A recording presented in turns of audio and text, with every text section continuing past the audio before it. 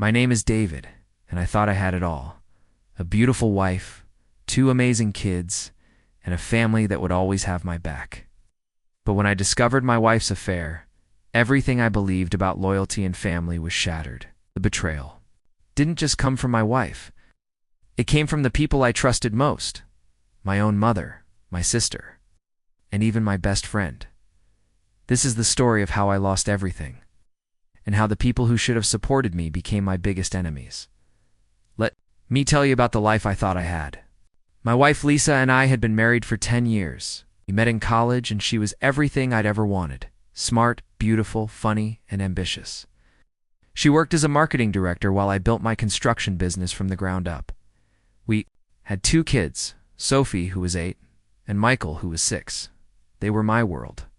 Every weekend we'd have family barbecues at my parents' house. My mom absolutely adored Lisa, always saying she was the daughter she never had. My sister Kate and Lisa were best friends, constantly texting and going shopping together. Lisa fit into my family better than I did sometimes. She remembered everyone's birthdays, organized the family Christmas parties, and was always there when someone needed help. When my dad had his heart attack 2 years ago, Lisa took charge of everything. Hospital visits, meal planning, coordinating care.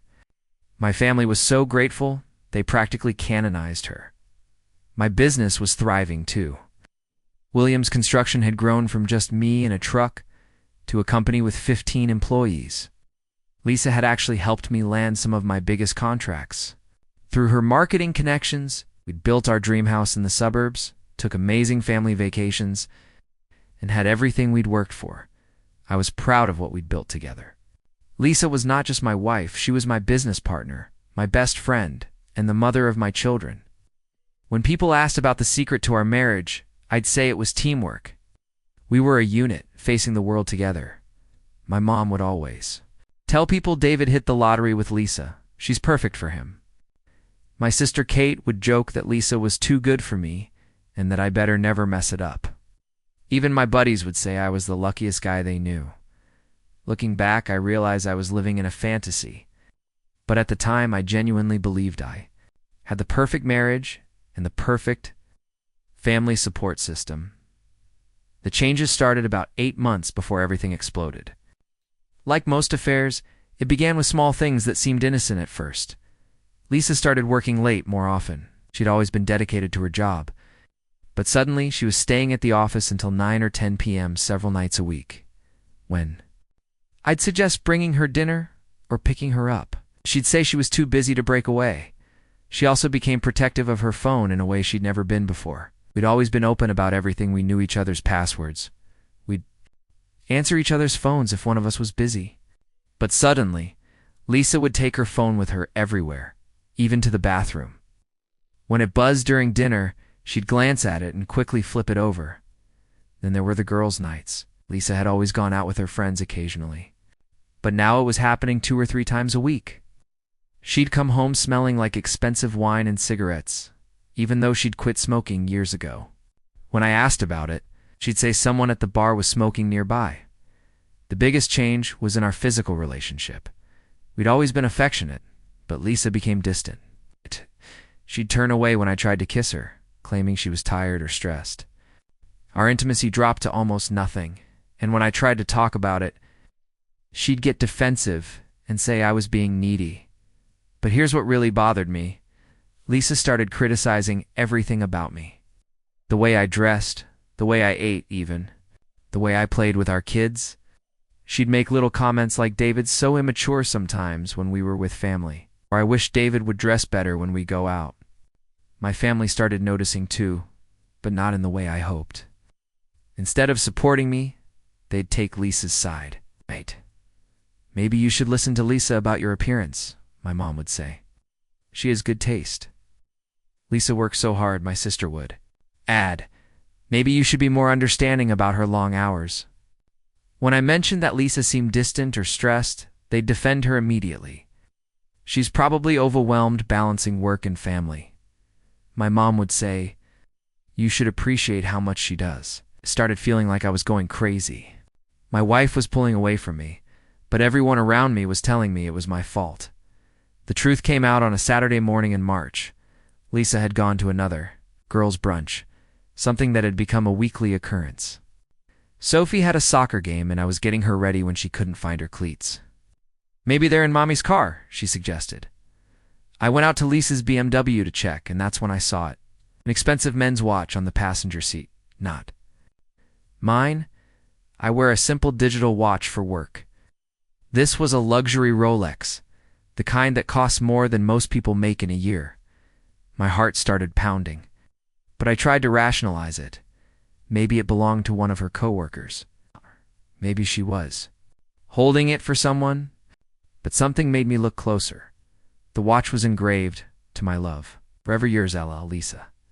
I sat in that car, holding another man's watch, feeling like the world was spinning around me. Lisa had bought another man a $15,000 watch and engraved it with a love message. That's when I decided to look through her car more thoroughly. In the glove compartment, I found hotel receipts, expensive restaurants I'd never been to, parking tickets from downtown, where Lisa claimed she never went for work. But the worst thing I found was in her gym bag in the trunk. A second phone. A cheap, prepaid phone that I'd never seen before. I turned it on. My marriage died in that moment. Hundreds of messages with someone named Ryan. Photos that made me sick.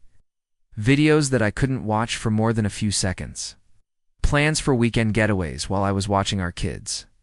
Detailed discussions about how much they loved each other, and how they wished they could be together all the time. The messages went back almost a year. A full year of planning, lying, and betraying not just me, but our children.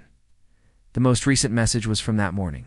"Missing you already, baby. Can't wait until tonight." Same hotel. Lisa wasn't at a girls' brunch. She was with her lover. Probably laughing about how stupid her husband was, I took photos of everything with my own phone.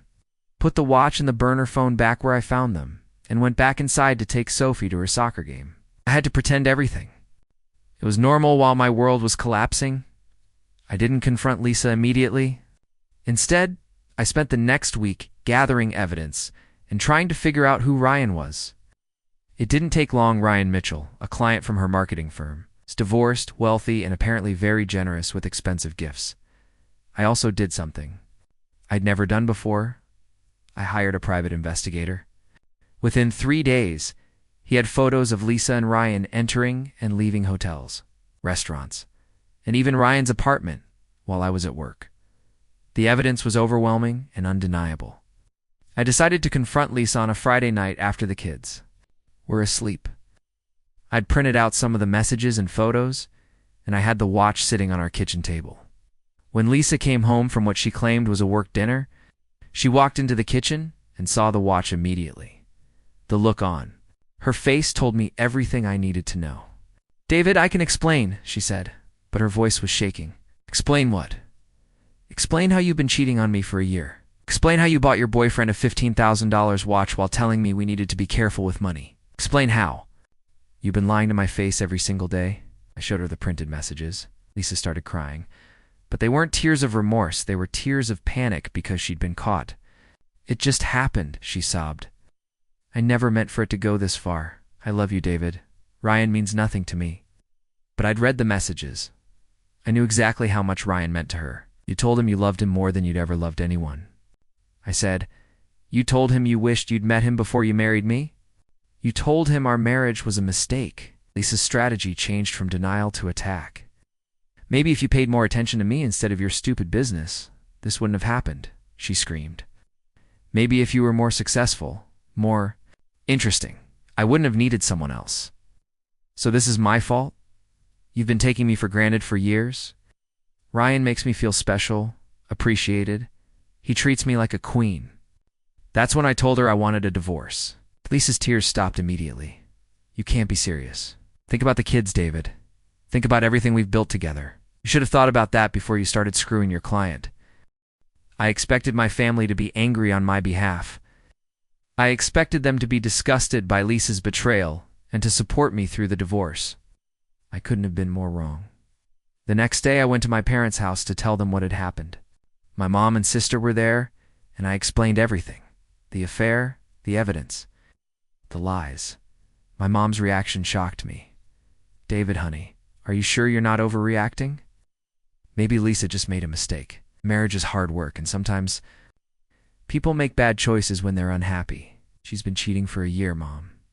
This wasn't a mistake. My sister Kate was even worse. I can't believe you'd throw away your marriage over this. Lisa's a good woman, David. She made an error in judgment, but she loves you and the kids. You need to think about what's best for Sophie and Michael. What's best for them is not having a cheating mother. Don't you dare talk about Lisa that way, my mom snapped. She's made some mistakes, but she's still family. Those children need their mother. I couldn't believe what I was hearing. My own family was defending the woman who'd betrayed me and destroyed our family. It got worse when Lisa called them directly. Within hours, she'd told them her version of the story, that I was emotionally distant, that I never appreciated her, that she'd made a mistake but wanted to work things out, and that I was being cruel and vindictive. My family bought every word. Lisa called us in tears, my mom said when she called me that evening. She says you won't even consider counseling. She's willing to end the affair and work on your marriage, but you're being stubborn. She's been lying to me for a year. Everyone makes mistakes, David. Your father and I have been married for 40 years because we learned to forgive. Lisa loves you, and she loves those children. Don't destroy your family over your pride. My sister was even more direct. You're being selfish. Kate told me Lisa made a mistake, but she's trying to fix it. Sophie and Michael need both their parents. If you go through with this divorce, you're the one tearing the family apart. As the divorce proceedings began, my family's support for Lisa only grew stronger. She played the role of the repentant wife perfectly, while painting me as an unforgiving, cold husband who was destroying the family over a moment of weakness. Lisa moved back in with her parents, but she spent most of her time at my family's house. She'd bring Sophie and Michael over for dinner. They'd all act like one big happy family, while I was portrayed as the villain who'd abandoned them. My mom would post photos on social media of Lisa and the kids at family gatherings, with captions like "Family is everything," and some people fight for their families, others just give up. The message was clear. I was the one who'd given up. Even worse. Lisa had convinced Sophie and Michael that Daddy was being mean to Mommy for no reason. They started acting distant toward me during my limited visitation time. Sophie, who'd always been Daddy's little girl, would barely talk to me. Why can't you just say sorry to Mommy so we can all live together again? She asked me one day. Sweetheart, Mommy did something very hurtful. And Grandma says grown-ups sometimes make mistakes, but families forgive each other. My own mother was poisoning my children against me. The final betrayal came when I learned that my family was helping Lisa financially. My mom had given her money for a lawyer, a better lawyer than I could afford. My sister was watching the kids for free whenever Lisa needed it, even helping her go on dates with Ryan. When I confronted my mom about it, she was unapologetic. Lisa's family, David. Those children are my grandchildren. I'm not going to abandon them because you can't forgive. She cheated on me, and you're abandoning your responsibilities as a husband and father. Lisa made a mistake, but you're choosing revenge over family. I realized that in my family's eyes, I was the problem. Lisa was the victim. I was the cruel husband who couldn't forgive a simple mistake. The truth about my family's betrayal became clear during a conversation with my sister 6 months into the divorce proceedings. Kate had called to try one. More time to convince me to reconcile with Lisa. She's really changed, David. She ended things with that guy months ago. She just wants her family back. How do you know she ended things with Ryan? There was a pause. Then Kate said something that changed everything. Because I've been talking to her every day. She tells me everything. She's been completely honest about her mistakes, and she's doing everything she can to make things right. You've been talking to her every day? Of course, she's my friend, David. She needs support right now. Your friend? What about your brother? What about supporting me? You made your choice when you filed for divorce instead of working things out. That's when I realized the truth. My family hadn't chosen Lisa over me because they thought she was right. They'd chosen her because they'd always liked her better than me. Lisa was charming, social, and easy to be around. She remembered birthdays, organized parties, and made everyone feel special. I was just the guy who worked all the time and brought home the money. When forced to choose sides, they chose the person they actually preferred to have in their lives. But I was about to discover something that would change everything. The revelation came from an unexpected source, Ryan's ex-wife, Jennifer. She contacted me through my lawyer after hearing about my divorce. "I thought you should know," Jennifer said when we met for coffee. "Lisa isn't the innocent victim she's pretending to be. And Ryan isn't the successful businessman your family thinks he is." Jennifer had done her own investigation during her divorce from Ryan 2 years earlier. What she found was devastating. Ryan was married when he started his affair with Lisa. Not just married. His wife had been battling cancer at the time. He'd abandoned his sick wife to pursue Lisa, leaving Jennifer to handle her medical bills and treatment alone. But that wasn't the worst part. Ryan is a con artist, Jennifer explained. He doesn't actually have money. He lives off credit cards and loans, always looking for his next victim. He targeted Lisa because he knew she was married to a successful businessman. Jennifer showed me the evidence. Ryan had been stealing from his clients, including Lisa's marketing firm. The expensive gifts, the fancy dinners, the luxury hotels, all paid for with embezzled money. Ryan was currently under FBI investigation for fraud and embezzlement. Lisa's affair partner was about to be arrested, and the evidence would show that Lisa had been receiving stolen goods. I took this information to my lawyer, who immediately contacted the FBI. Within a week, Ryan was arrested. The investigation revealed that Lisa had known about some of Ryan's illegal activities and had even helped him launder money through fake marketing contracts. Lisa was arrested as an accessory to fraud. The media coverage was extensive. Local. "Marketing executive arrested in embezzlement scheme" was the headline in our local newspaper. The article detailed how Lisa had been having an affair with Ryan while he stole money from their clients. My family's reaction was exactly what you'd expect. They were shocked, embarrassed, and finally forced to confront the truth about the woman. They'd defended so passionately, my mom called me, crying. "David, I'm so sorry. We had no idea. We thought you were just being stubborn about forgiving her." My sister was even more devastated. Oh, she lied to us about everything. She told us Ryan was just a friend, that the affair was a one-time mistake. She's been playing us for months. But the damage was done. Sophie and Michael had to watch their mother get arrested on the evening news. My family had to explain, too, their friends and neighbors, why they'd been supporting a criminal. Lisa's parents disowned her completely. The divorce settlement became much simpler once Lisa was facing criminal charges. I got full custody of the kids, the house, and most of our assets. Lisa got a prison sentence and a criminal record. My family tried to reconcile with me, but the trust was broken. They'd chosen a criminal over their own son and brother. They'd poisoned my children against me and supported the woman who'd destroyed my marriage. Today, I have a good relationship with Sophie and Michael. They understand now that Daddy wasn't the villain in this story.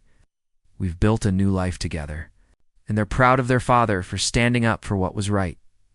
As for my family, we speak occasionally, but it's not the same. Some betrayals are too deep to fully forgive. Lisa is serving a 3-year sentence for fraud and money laundering. Ryan got 7 years. My family has to live with the knowledge that they supported criminals over their own flesh and blood. Sometimes the people who should have your back are the ones who stab you in it. But surviving that betrayal taught me that I'm stronger on my own than I ever was, depending on people who never really had my best interests at heart. Family loyalty should go both ways. Sometimes the people closest to you can hurt you the most. Have you ever been betrayed by your own family when you needed them most? Share your story in the comments below. Remember, blood may be thicker than water, but character is thicker than blood.